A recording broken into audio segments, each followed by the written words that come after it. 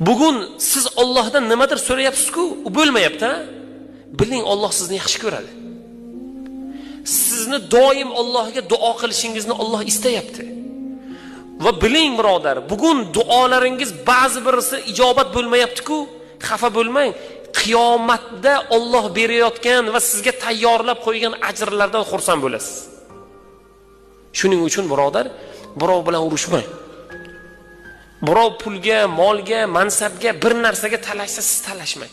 Siz berib yuboring. Siz berib yuborganingiz evaziga Alloh sizga qanchadan qancha ko'p narsa berishligini qiyomatda ko'ramiz birodar. Shuning uchun kuyinmang.